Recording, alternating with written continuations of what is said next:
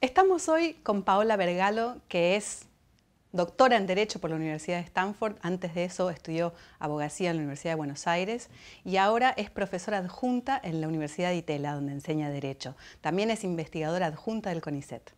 ¿Cómo estás, Paola? Gracias por visitarnos. Bien, muy bien. Muchas gracias por la invitación. Hace muchos años que venís investigando el tema del aborto. Ahora llegó la hora de legalizarlo o de despenalizarlo por completo en la Argentina. Sí, efectivamente, creo que llegó la hora primero de dar una conversación que estaba postergada hace muchas décadas. Es una conversación típica de los procesos de modernización de las sociedades, de los cambios de los roles de varones y mujeres y también de la sexualidad. Y me parece que era una discusión pendiente de nuestro proceso transicional. Y creo que ha llegado el momento que distintas actoras han ido provocando y que finalmente, digamos, es un momento donde se han alineado el cambio social y parece que el cambio político, que era lo que faltaba. Hablas de actoras, pero hay un actor que es el presidente de la Nación, Mauricio Macri, que por primera vez menciona la palabra en el Congreso, en el recinto, ¿no? ¿Qué pasa ahí? ¿Cómo es la postura de los hombres o cómo ha sido la postura de los hombres con respecto a este tema? Y también en un contexto donde las mujeres que están en el poder o que han estado en el poder, el caso de Cristina Fernández de Kirchner, también de María Eugenia Vidal o de Lilita Carrió, que ha estado como legisladora prácticamente toda su vida política, no han impulsado el aborto, ¿no? Bueno, mira, las agendas de derechos y las agendas de modernización son agendas que pueden liderar varones o mujeres. Si uno va a la historia de las reformas legales sobre el aborto de los últimos 40, 50 años, las primeras, las más importantes, más masivas en el norte global, siguieron comenzando a mediados de los años 60 y con fuerza entre los 70 y principios de los 80. Todas esas reformas fueron lideradas por varones. Incluso la ley Veil, que recordamos de Francia, la asignamos a una de las muy pocas diputadas que integraban el Congreso francés en la época y el liderazgo fue de Giscard d'Estaing. La mayoría de los legisladores que a nivel estadual de los Estados Unidos avanzaron adoptando las leyes más progresistas a fines de los 60, principios de los 70, eran legisladores que con un 70% más aprobaron las primeras reformas. La Corte Suprema de los Estados Unidos, que escribió el primer fallo más importante en la historia de la despenalización, el caso Roe v. Wade, estaba integrada solo por varones y el caso fue escrito, redactado por un juez nominado por Nixon. Y de ahí en adelante uno puede rastrear todos esos procesos de reformas y ver que fueron liderados básicamente por varones, que las mujeres estuvieron en las demandas, en la movilización, pero no estaban en el poder. Con lo cual no sorprende que un presidente pueda identificar una agenda de modernización de la que él mismo estuvo al margen en otro momento de la historia también. Claro. ¿Y cómo ha sido el proceso? Vos hablás de todo un proceso, ¿no? Porque en la Argentina nosotros tenemos algo que está despenalizado del aborto, una parte, ¿no? Que sería cuando una mujer se queda embarazada producto de una violación. E incluso, me contarás ahora cómo fue, pero la Corte Suprema de Justicia se expidió sobre esto y instó a todas las jurisdicciones a que haya un protocolo en los hospitales específico para lidiar con esta situación. ¿Cómo nos ha ido con eso? Bueno, mira, nuestra legislación data hoy de 1921. En esa época era de las más progresistas del mundo, porque era un sistema en el que se penalizaba el aborto durante los 9 meses, pero se establecían causales. Casi todas las legislaciones de Occidente tenían ese tipo de legislación. La nuestra tenía la mayor cantidad de causales en la época, digamos, con otros países que habíamos tomado como ejemplo para redactar esa legislación bien liberal de la Argentina de los años 20. Eso también es importante recordarlo. Ahora, esa norma en la práctica estuvo 90 años durmiendo, porque entendíamos, como en los países centrales también, hasta los años 60 ellos, que no implicaba el deber de proveer abortos en los casos en los que se exceptuaba la penalización. Peligro para la vida de la mujer, peligro para su salud o violación. Y en violación nosotros teníamos una discusión si era la violación de toda mujer o solo la de una mujer con una discapacidad mental. Entonces tuvimos esa norma escrita, pero una práctica de facto de penalización total. El feminismo argentino, que reclama la reforma de la legislación de aborto desde los años 70, con más incidencia a partir del proceso democrático, siempre reclamó el abandono de esa ley. Pero también, en los últimos 20 años, empezó a reclamar que nos tomáramos en serio esa ley y esas excepciones. Entonces, la militancia del movimiento de mujeres empezó a educar, digamos, a la ciudadanía en que teníamos una ley liberal que podíamos aplicar como hacía España, hasta hace muy poco, como hace todavía Inglaterra.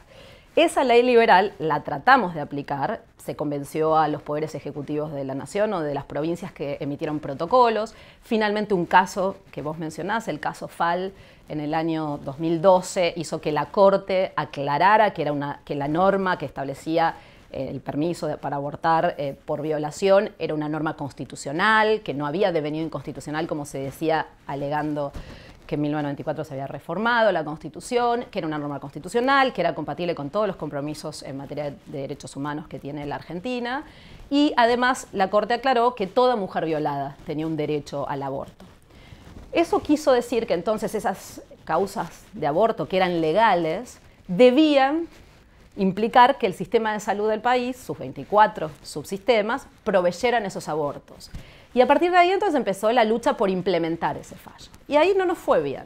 Nos fue relativamente mal, porque primero estábamos en el 2012 aclarando que lo que los legisladores de 1921 decían era legal. Y después teníamos que convencer al sistema de salud de que se lo tomara en serio. Y el sistema de salud no se tomó en serio hasta hace muy poco y todavía sigue sin tomarse en serio en muchas provincias del país, que la Corte se expidió diciendo que estas normas eran constitucionales y que había que proveer los abortos en caso de violación, que había que regularlos.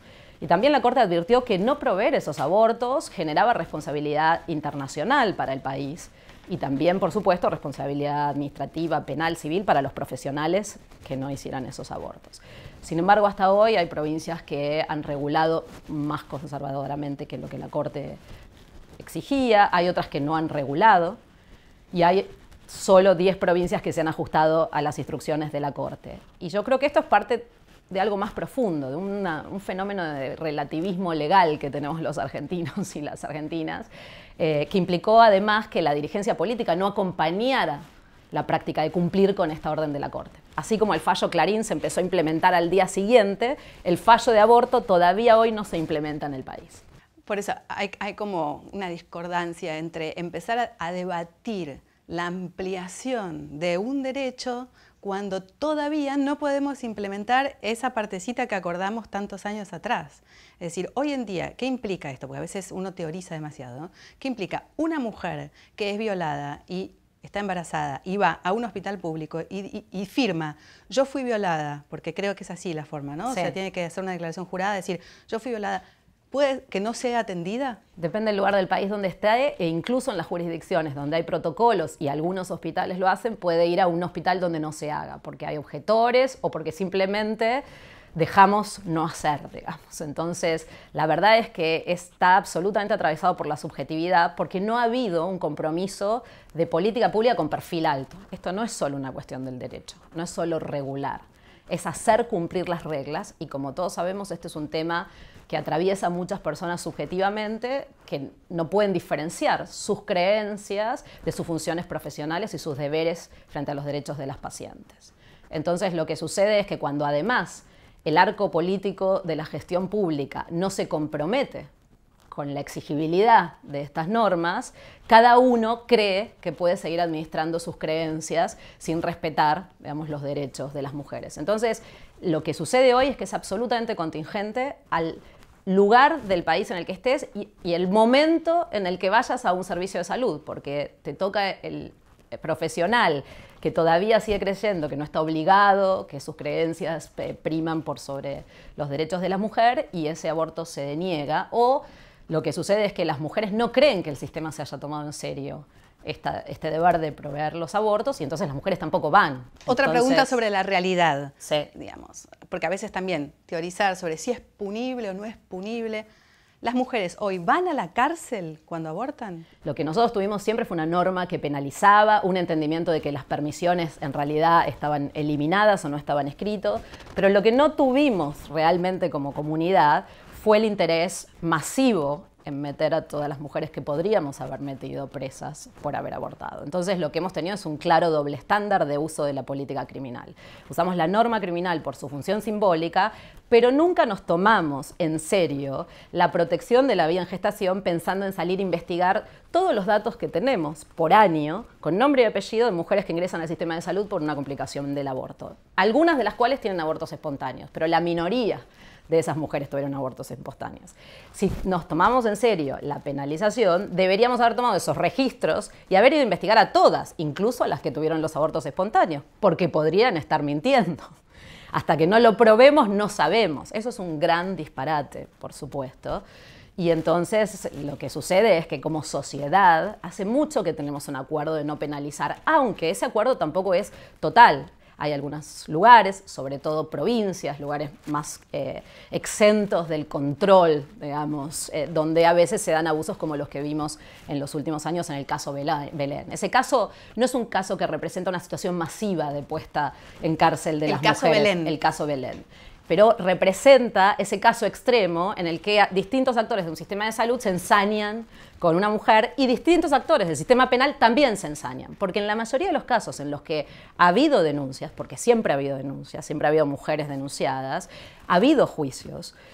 En algunos casos incluso ha habido encarcelamiento. Nosotros en el 2008 hicimos un pedido de informes al Ministerio de Justicia y había habido en 10 años 22 mujeres condenadas por el delito de aborto, lo cual es nada comparado con todas las que podrían haber ido presas si nos lo hubiéramos tomado en serio el delito, pero es muchísimo porque esas 22 sufrieron una arbitrariedad vergonzosa frente a todas las que sabemos que abortaron que nunca fueron investigadas. Entonces ese relativismo con el uso de la norma para generar simbólicamente una prohibición, pero la tolerancia y la arbitrariedad de que algunas no son toleradas es la injusticia profunda de la historia de estos 100 años de norma no discutida. Ese es el saldo más terrible, digamos, de esa deuda de la democracia. Las mujeres que han muerto en la inseguridad del aborto clandestino, con la idea de todo el mundo de que eran pocas.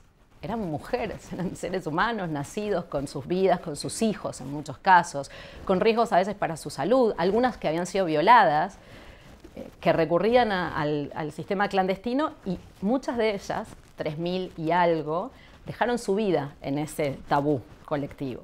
Otras tuvieron abortos inseguras, otras complicaciones, pérdidas de su capacidad reproductiva, etc. Y todas, seguro, tuvieron miedos, un montón de traumas, digamos, del hecho de la ilegalidad, además de los traumas culturales si eran católicas. Digamos, de estar violando una norma mucho mayor que la norma colectiva del derecho penal, la de la creencia en Dios. Con lo cual, digamos, este tabú tiene muchos costos históricos, además de, obviamente, implicar, digamos, impactos en cómo ejercemos nuestra libertad sexual, varones y mujeres. Ahí recién mencionaste seres humanos nacidos. Parte de la discusión, gran parte de la discusión, ya sea moral o religiosa, tiene que ver con si uno está cometiendo un asesinato, ¿no? cuando aborta, que también habría que ver por qué existe una palabra diferente, ¿no? Aborto y asesinato. Pero, ¿cuál es el estado de situación con eso desde el punto de vista legal e incluso tomando las últimas reformas que hablan de que la vida se da con la concepción, el último Código Civil? Bueno, mira, el derecho tiene muchas normas que regulan la protección de la vida. La mayoría regula la protección de la vida a partir del nacimiento y algunas normas se refieren a la vida gestacional. Y algunas dentro de esas se refieren al punto del comienzo de la vida. El aborto no ocurre nunca al comienzo de la vida, con lo cual esto es importante. Y el derecho en general lo que hace es regular la protección de la vida gestacional y la vida de las personas nacidas también de forma incremental y con distintos mecanismos. Entonces, por ejemplo, ¿por qué cuando tenés un accidente valora el daño producido para estimar una indemnización distinto cuando sos un bebé, un niño de 3 años, un adulto que trabaja, un adulto mayor? La vida, de hecho, económicamente se va valorando cada vez más hasta un momento en el que se ameseta y después empieza a valorar menos por su rendimiento económico. Entonces, el derecho civil, cuando tiene que valorar la vida, indemniza de distintas formas esa vida. Incluso a una madre que está embarazada, a una mujer, perdón, que está embarazada, la indemniza distinto que a una madre que está con su bebé, si hubo un accidente. O sea que el derecho civil hace eso. El derecho penal hace también eso. Distingue el delito de aborto del delito de homicidio. Entonces, eso refleja esos conceptos y la evaluación de la pena refleja que el derecho sensatamente da cuenta de distintos digamos, valores y en el caso de la vida gestacional, un valor incremental. Entonces, por eso podemos manipular embriones y no podemos manipular niños. Por eso cuando descartamos embriones no hablamos de un asesinato y tampoco hablamos de genocidio cuando descartamos masivamente embriones. Todas esas distinciones técnicas legales, el genocidio es un concepto técnico legal también, reflejan que el derecho usa distintas formas de valorar la vida, en el plano civil, en el plano penal, etc. Necesita esas regulaciones para otros objetivos, por ejemplo, para definir la herencia. Ahora, una forma precaria de pensar el derecho ha llevado a confundir a la gente. El hecho de que haya que tener estas regulaciones para proteger bienes, intereses, para gestionar la coordinación de la vida en sociedad, con el hecho de que eso implique que debes usar el derecho penal para proteger esa vida desde el momento de la gestación. Y que eso implica además, para algunos, que no hay nada del otro lado, que no hay ningún interés o valor o derecho que haya que ponderar. Lo que todas las legislaciones occidentales hacen desde los años 60 y 70, cuando discuten esto en los tribunales constitucionales, es entender que primero la vida gestacional se protege incrementalmente y frente a ese interés en la protección incremental hay un conjunto de derechos de las mujeres. Y las legislaciones van aludiendo a distintos derechos. El derecho a la vida, a la salud, a la dignidad, a la privacidad, a la igualdad, la justicia social, etc. Distintas referencias. Esos derechos de las mujeres, como en cualquier conflicto, lo que hace el derecho es administrar conflictos y tensiones entre todos nuestros derechos e intereses, hay que ponderarlos. Entonces hay que ponderar un interés incremental en la protección de la vida gestacional, que es un valor, que está además reconocido en distintas normas, etc., y los derechos de las mujeres, que están reconocidos en muchas normas, que quienes solo miran el derecho a la vida, protegido en la etapa gestacional, olvidan. Entonces, un sistema jurídico constitucional, moderno, razonable, lo que hace es lo mismo que hace frente a otros conflictos. Administra y pondera.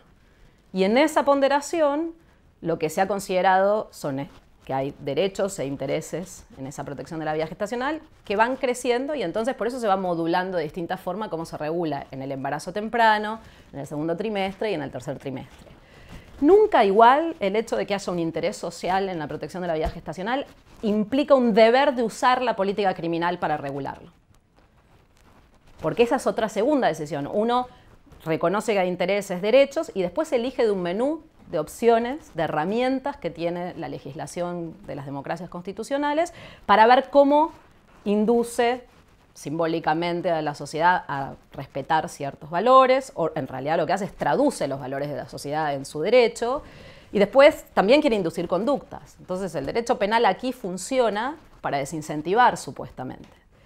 Uno de los argumentos más fuertes que han usado los tribunales en los últimos 40 años, es que además hemos visto que el derecho penal no es eficaz para desincentivar la conducta, con lo cual no logra el objetivo que la política criminal, cuando se involucra en la conversión de aborto, dice buscar, que es desincentivar el aborto. Lo que vemos es que las mujeres resisten eso y van a los sistemas clandestinos. Incluso hay algunas estadísticas internacionales que dicen que en aquellos lugares donde se legaliza el aborto, disminuye la cantidad de víctimas. Exacto. Bueno, hay algunos estudios recientes que lo que hacen es mirar los cambios en las sociedades que más recientemente han cambiado su derecho. Eso sucedió en Sudáfrica con la transición post-apartheid, en Rumania también con la transición democrática, y entonces tenemos datos para esos cambios, ahora Uruguay.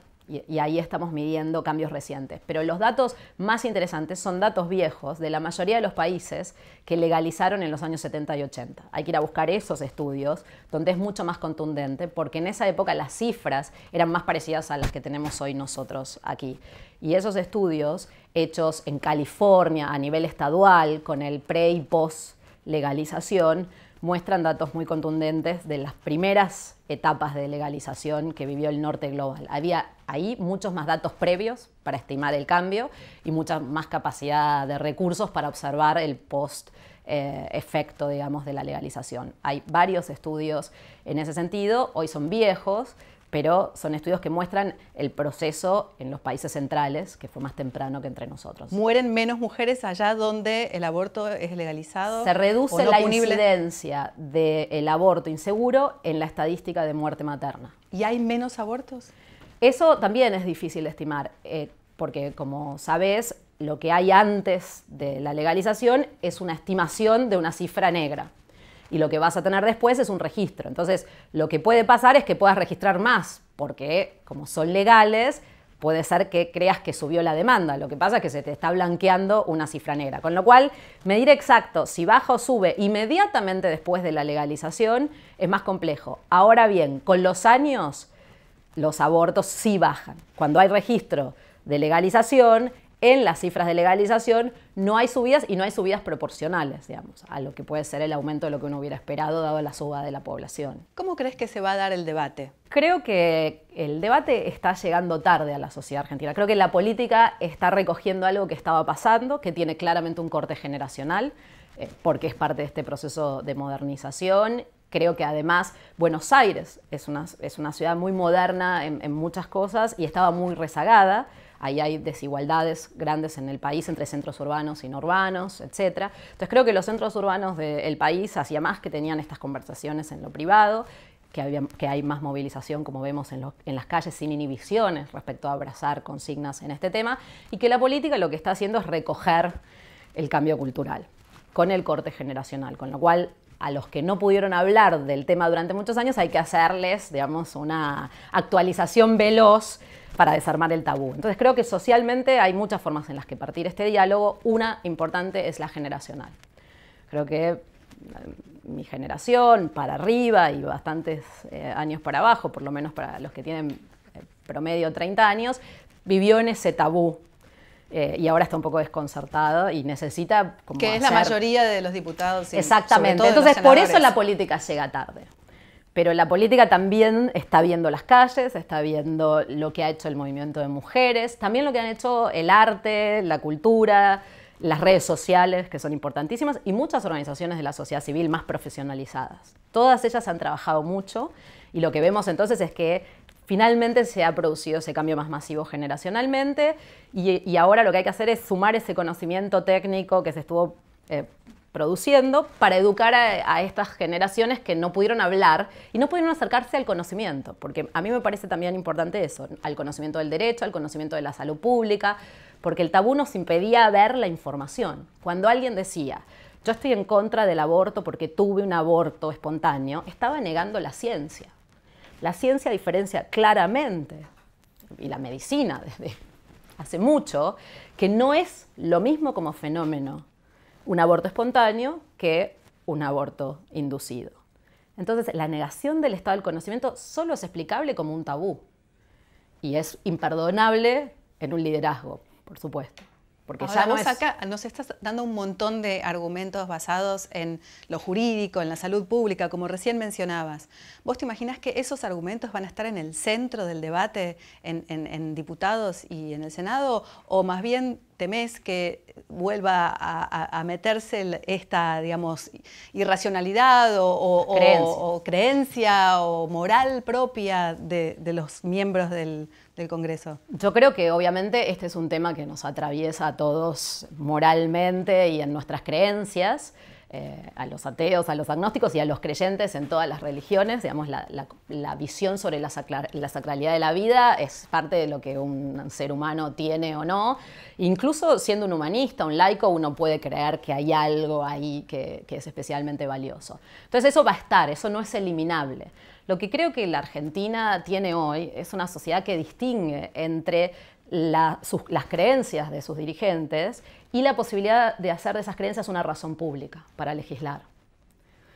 Esa distinción es lo que se ve, por ejemplo, en el discurso del gobierno, del presidente, del jefe de gabinete o de la gobernadora de la provincia de Buenos Aires cuando dicen yo estoy en contra del aborto, yo no haría un aborto, pero no voy a evitar la conversación pública o la sociedad está madura para esta conversación. Lo que hace falta en una dirigencia católica, individualmente, no en un país no confesional, es identificar la distinción entre mis creencias y mi rol de funcionario público. Eso es un católico liberal, eso es lo que no teníamos. Un católico que puede distinguir que en su casa está en contra del aborto, no abortaría, no contribuiría a un aborto, y el hecho de que gobierna un país donde las mujeres abortan, donde las mujeres se mueren por abortar, donde todo eso además ha convivido con una falta seria de respeto al desarrollo de las políticas públicas para prevenir el aborto. Porque si además esto lo hubiéramos hecho en un país donde dimos educación sexual integral en todos los últimos 40 años como mínimo, donde trabajamos para garantizar el acceso a la anticoncepción, a la educación en anticoncepción y a la consejería respetuosa, etcétera, con información, con opciones sobre métodos, etcétera, yo creería que además había una preocupación en evitar el aborto. Pero si tomábamos conciencia de que las políticas de salud reproductiva tardaron años en existir porque hubo que aprobar una ley para que existieran. No podía haber políticas si no había una ley, cuando eso no es absolutamente así en casi ningún otro caso. No necesitamos una ley para combatir la inflación, Entonces, no tuvimos esas políticas. Peleamos años, el feminismo peleó años por esa ley. En 1996, una ley de salud reproductiva para dar acceso a la anticoncepción y consejería tenía aprobación de diputados y no pasó en el Senado. Pasó en el 2002. ¿Por qué? Porque nos dimos cuenta que teníamos un país mucho más pobre, mucho más empobrecido, y la pobreza implicaba incluso falta de acceso a la anticoncepción. Y tardamos años en darle presupuesto a ese programa y en tomárnoslo como una política pública. El gobierno actual por primera vez acaba de subir a dirección el estatus del Programa Nacional de Salud Sexual y Procreación Responsable. Entonces, lo mismo con la educación sexual y lo mismo con la política de respeto de los derechos de las mujeres madres que trabajan. Porque si yo quiero que, entre otras consideraciones, las consideraciones materiales no constriñan la decisión de seguir adelante un embarazo que uno no planificó, lo mínimo que debía hacer era tomarme en serio los derechos de las madres. Que es otro tema de 2018. Exacto. Que hace congruente tomar las dos agendas.